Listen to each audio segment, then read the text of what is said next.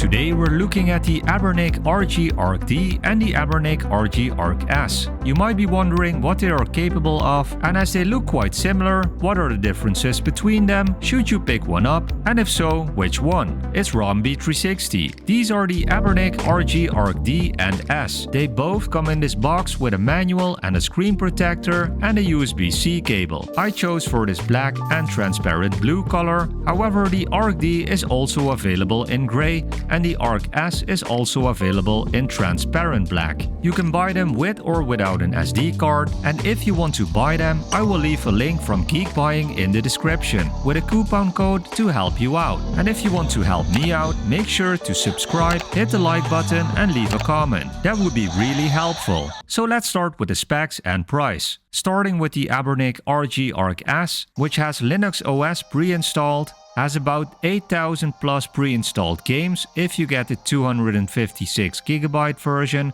or 4,500 games if you have the 128GB version. It also has a 4-inch HD IPS screen with a resolution of 640 by 480, a 2.4 and 5 GHz Wi-Fi and Bluetooth 4.2, an HDMI output, stereo speakers, a layout with 6 face buttons and shoulder buttons, and a 3500 mAh battery for about 6 hours of playtime. And then we have the Anbernic RG Arc-D, which has almost similar specs, except besides Linux OS, it also has Android 11 installed, which gives you more interesting options that I will show you later in this video.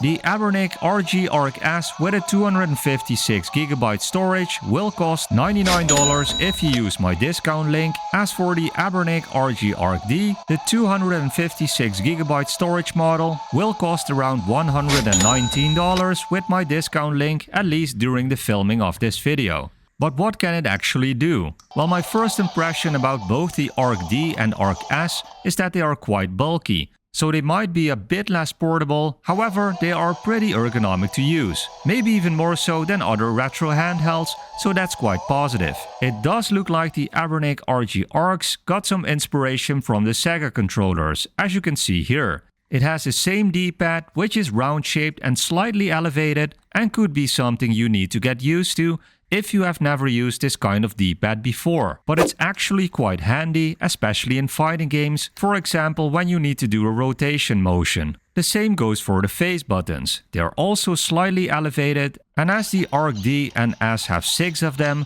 they are great for fighting games, both in normal grip and claw style. Speaking of a grip, on the backside, the sides stick out a bit for a better grip. Besides the cool transparent design or the nice matte black model, the screen is something that stands out. It's a nice 4-inch IPS display that is quite bright and has some nice vivid colors.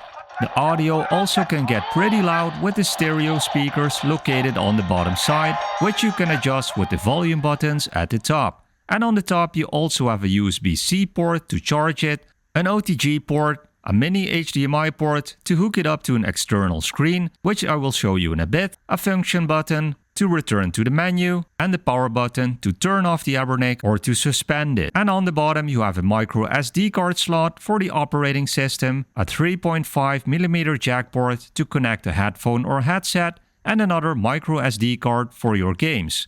So here is the menu, which is quite basic. You have a favorite tab where you can set up your favorite games and access them more quickly. Then there's the recent tab to access your recently played games. Then there's a tab for your apps where you can access the setup, and you have a file manager, set your key maps, toggle your power keys, set the date and time, toggle your hotkeys, set your turbo hotkeys, toggle your PSP zoom type, import your save games, clear your recent tab and do a system rescue. You can also do a key test, restore your PSP to default, set up dark mode or make a backup and restore the system, and show your last log. Then you have an image viewer, and if you go back to the main menu you have your emulators, and as you can see there are quite a lot of them, from Atomic Wave to Naomi, Nintendo 64 and a lot more. But the Anbernics also have RetroArch installed, which also has Atomic Wave, but also a couple more like Capcom Play System 1 and even more. You also get a cool box art at almost any game, which makes it easier navigating to your favorite games. And per game you can also save snapshots, add them to your favorite, or open an advanced menu, where you can change a lot of options like the emulator, the game ratio, change the shader set, and much more. From the main menu you can also access the settings,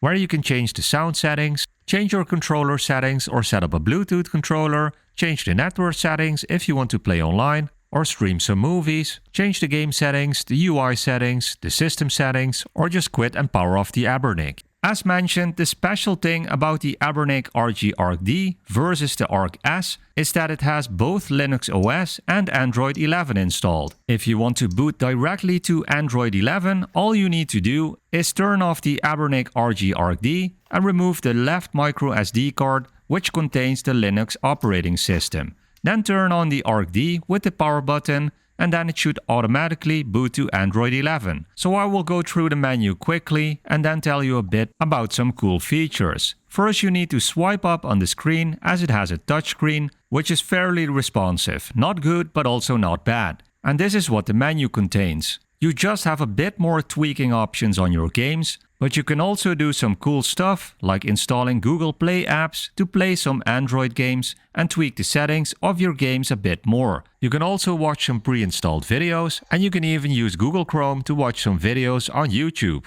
But I doubt that you will be using it often as the screen is quite small and there are better devices out there to stream content. Still, it's cool that it's possible on the Anbernics. You've seen some gameplay clips through this video, but here are some more clips I wanted to share with you so you can check out its performance.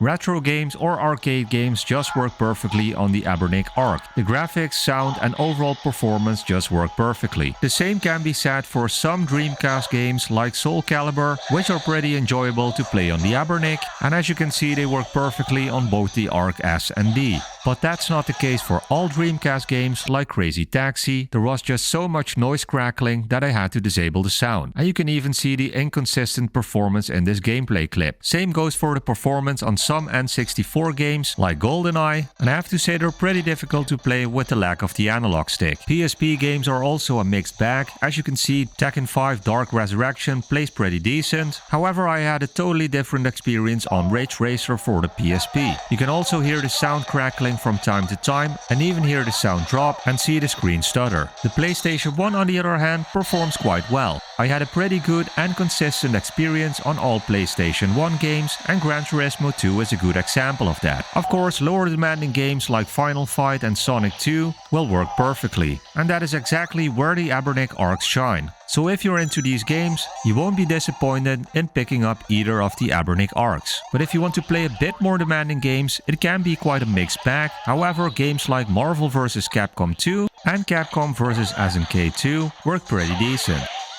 Another cool feature is the HDMI outboard, as you can easily connect both the Anbernic RG Arc-D and S to an external screen that has HDMI in it. All you need to do is hook it up to a mini HDMI to HDMI cable, and I did notice that you might need to turn off the Anbernic first before connecting it to an external screen, or else it might not work. Or you could just easily reboot it. Both the Anbernics translate the games pretty decent to the external screen, so it can be pretty fun to enjoy these retro games on a bigger screen.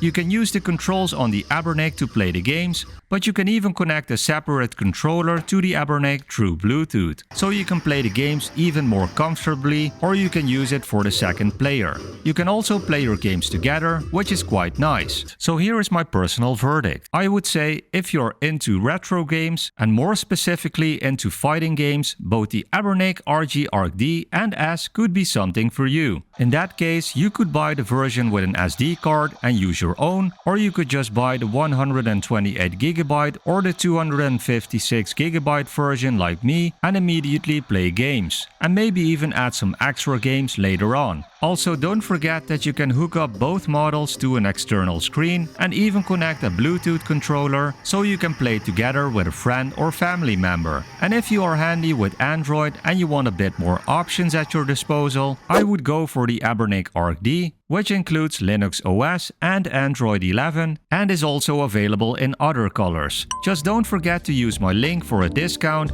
because it will save you some money. So what are your thoughts on both the Anbernic RG Arc-D and S. Are they something you would buy for yourself, a friend or family member? Let me know in the comments. Also, don't forget to subscribe or click here to see some other handhelds. See you there.